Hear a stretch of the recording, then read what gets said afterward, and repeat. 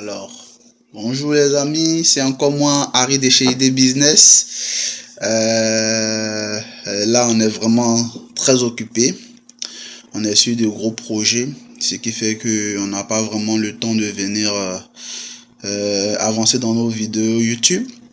Mais là, on va parler un peu d'un sujet qu'on a essayé de pitcher sur Internet parce que ça fait un bon moment qu'on n'est pas là, parce qu'on est occupé. Vous savez, notre but, c'est traiter des idées business. Donc, nous-mêmes, on travaille aussi. On est, comme je vous ai dit, on est des gens de terrain. On est toujours sur le terrain. Donc, ce qui fait que on n'a pas encore vraiment de temps pour continuer sur les sujets que nous avons commencé pour la thématique de la chaîne. Mais de temps en temps, comme ça, je vais venir faire des vidéos un peu sur des actualités de tous les pays du monde, des actualités d'entrepreneurs et tout ça. Aujourd'hui, nous nous sommes tournés vers un pays qui est la Côte d'Ivoire, qui est mon pays d'origine. Donc, il y a vraiment une actualité, un jeune entrepreneur qui vit vraiment l'entrepreneuriat, qui voit un peu tous les rouages de l'entrepreneuriat à travers son expérience. Vraiment, les entrepreneurs des quatre coins du monde vont comprendre un peu un certain nombre de réalités. Alors, on vous parle de Jonathan Morrison et de son tournoi. Voilà un jeune entrepreneur qui décide de quitter son pays de résidence, c'est-à-dire le pays où il réside, et aller dans son pays d'origine pour entreprendre. Et il est confronté à plusieurs problèmes. Médiatiquement, il est attaqué, personnellement, sur ses projets, tout ça. Donc, à travers son processus, vous comprenez un peu comment se déroule le terrain. Le terrain n'est pas facile. En général, l'entrepreneuriat, c'est une jungle. Mais en Occident, cette jungle a été réglementée, plus ou moins.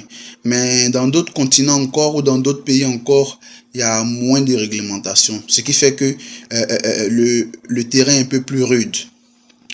Donc, nous avons constaté qu'il se bat tant bien que mal. Et il essaye toujours de vraiment porter son projet à bout. Donc, c'est un jeune à féliciter, c'est un jeune à encourager.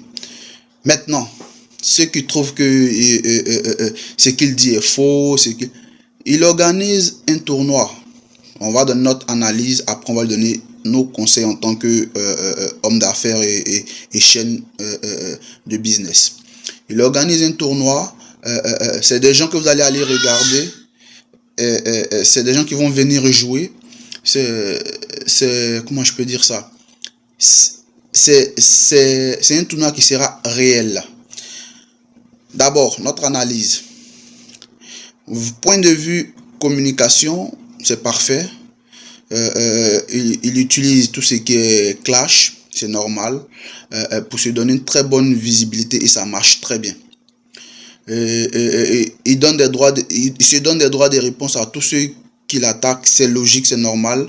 Les gens, quand on regarde un peu les commentaires, on lui demande de se taire, mais peut-être que dans certains pays en Afrique, on demande de se taire quand tu es attaqué. Mais en Occident, la réputation, c'est important. Donc, si quelqu'un vient dire des choses sur ta réputation et que tu ne réagis pas, et que tu ne déments pas, et que tu n'apportes pas des preuves contraires à ce qu'il dit, ça va jouer sur ta réputation. Et la réputation est vraiment très difficile à bâtir.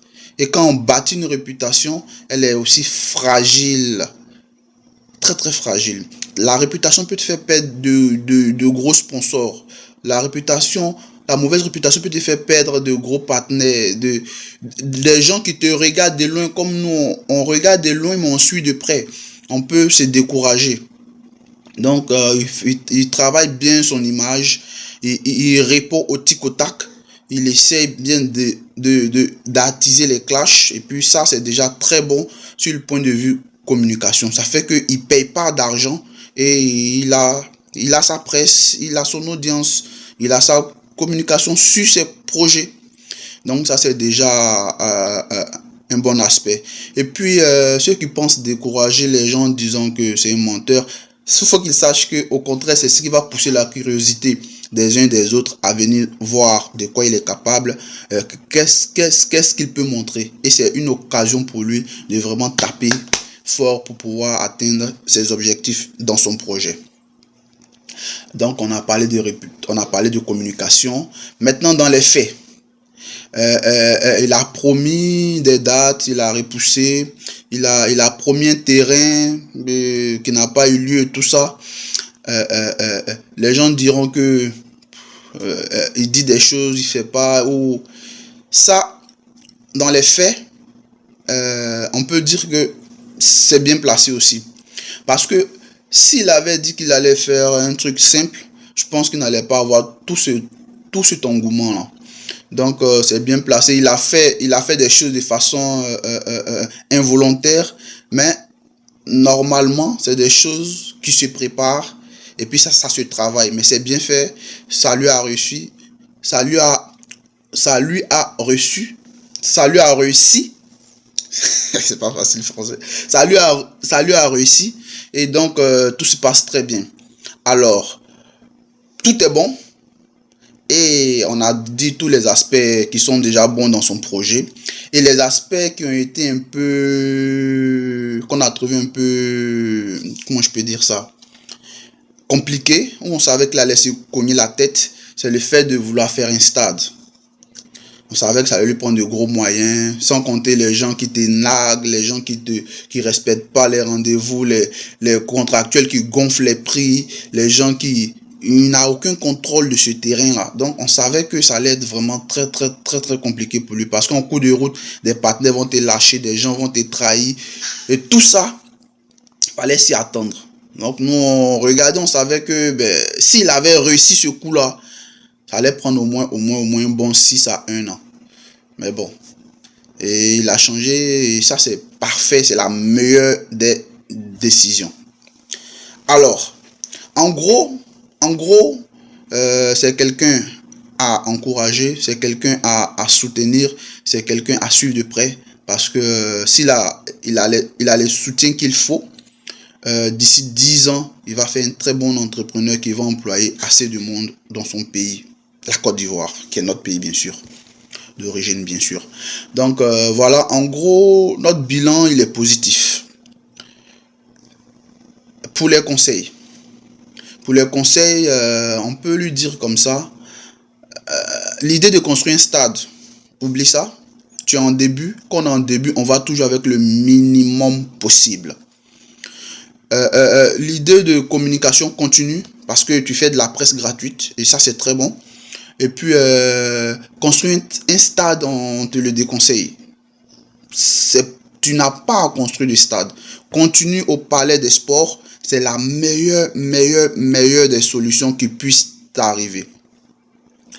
Donc, ça minimise tes charges. Tu cherches des sponsors pour pouvoir couvrir un certain nombre de frais.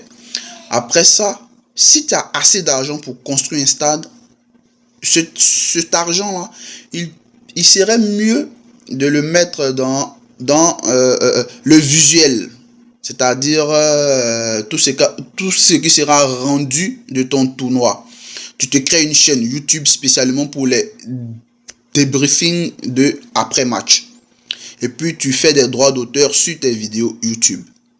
Donc après les matchs, les gens comme nous qui sommes loin pourront venir regarder des débriefings quand on aura un peu de temps. Et puis, tu peux contacter, vu que tu avais de l'argent pour construire le stade, il serait mieux de te coller à la presse pour faire un travail professionnel sur le reportage du match.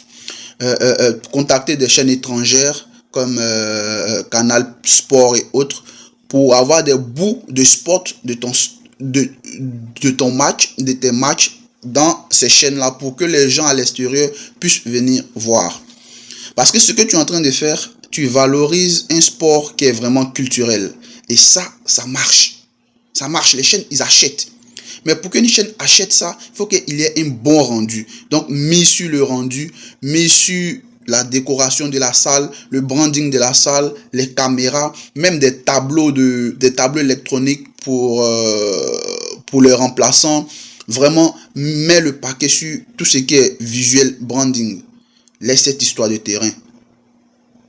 C'est pas vraiment important. Les gens ne comprennent pas, les gens vont pas comprendre, ne comprennent pas le milieu entrepreneurial, c'est pas facile. Ils vont raconter ce qu'ils veulent. Ils vont dire que ceci, cela. Tu travailles ta communication, c'est très bien fait. Tu dis et puis tu décales, c'est normal. C'est les aléas de la vie. C'est pas tout ce qu'on dit qu'on fait. Donc ça, c'est correct. Ils vont prendre ça comme ça. Et puis ils vont bouder, mais ils vont venir. Donc ça, tu fais du bon boulot là-dessus. Continue comme ça. Et puis, ben, c'est ça.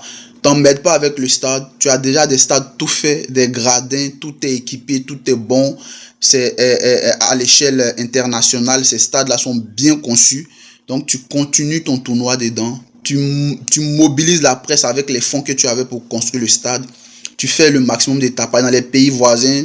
Tu peux voir d'autres presses. S'il faut que tu payes pour passer dans un premier temps, paye. Mais après la première édition, deuxième édition, c'est les chaînes qui viendront payer pour faire passer ton tournoi si tu as une bonne audience. Et le petit poteau, le Maracana, comme on le dit, ça serait sûr que tu auras une bonne audience, mais ça va prendre du travail de visibilité. Il faut qu'il ait une bonne présentation là-dessus.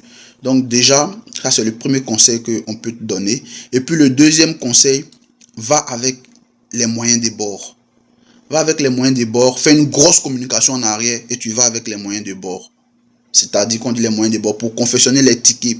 Tu essaies de trouver comment je peux dire ça, un fournisseur sur le terrain pour tout ce qui est sonorisation, tout ce qui est